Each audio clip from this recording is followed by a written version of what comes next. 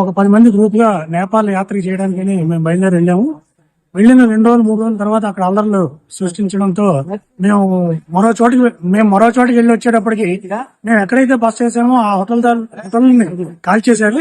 ఇక్కడ మా సామాన్లు అన్ని కాలి బూడిదైపోయాయి.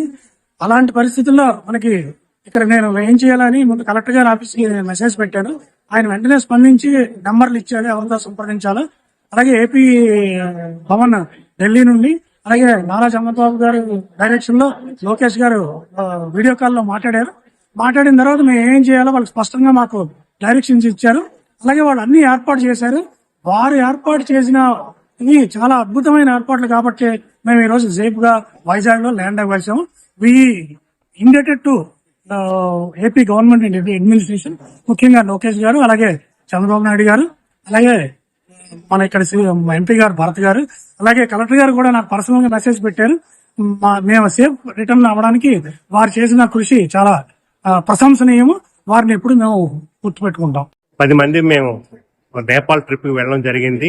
అక్కడ పోఖ్రాలో హెల్డప్ అయిపోయాము. ముక్తినాథ్ వెళ్లి వచ్చేటప్పటికి హోటల్లో మా లగేజ్ అంతాను బర్న్ చేయడం జరిగింది. హోటల్ అంతా బర్న్ చేశారు. సో ఆ పరిస్థితుల్లో లోకేష్ గారు మాకు ఫోన్ చేసి ధైర్యాన్ని ఇచ్చారు.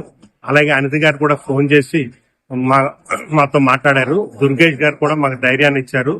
సో వీళ్ళందరి సహకారంతో మేము క్షేమంగా ఇక్కడికి రాగలిగాము. సో చంద్రబాబు నాయుడు గారికి, పవన్ కళ్యాణ్ గారికి, నరేంద్ర మోడీ గారికి, రామ్మోహన్ నాయుడు గారికి, భరత్ గారికి, వీళ్ళందరికీ కూడా మా అందరి తరఫున కృతజ్ఞతలు తెలియజేసుకున్నాను. నేను మా మిస్సెస్ ఇద్దరం నేపాల్ టూర్కి వెళ్ళాము. వెళ్ళేసరికి మేము కాఠ్మండు 8వ తారీఖు వెళ్ళేసరికి అక్కడ స్టక్ అయిపోయాము. అక్కడ గొడవలు అవి ప్రారంభమయ్యేసరికి మాకు భయం వేసింది. భయం వేసి ఏం చేయాలో అర్థం కాక మా వాళ్ళందరూ కలిసి మేము 81 మెంబర్స్ వెళ్ళాం.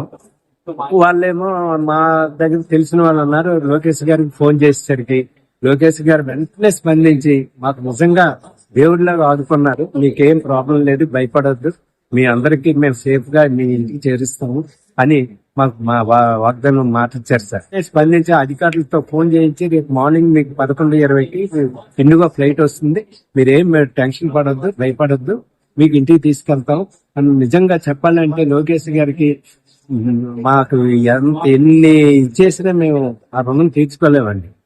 ఆయనకి 100,000 వందనాలు, ధన్యవాదాలు ఆయనకి చెప్తున్నాం. లోకేష్ గారికి, చంద్రబాబు నాయుడు గారికి, మన పవన్ కళ్యాణ్ గారికి, మోడీ గారికి నిజంగా చాలా చాలా అంటే చాలా చాలా ధన్యవాదాలు. మేము ఇంటికి చాలా సేఫ్ గా వచ్చేసాము. మేము ఆయనకి ఇంకా ఎన్నో కృతజ్ఞతలు చెప్పాలని మేము అనుకుంటున్నాం.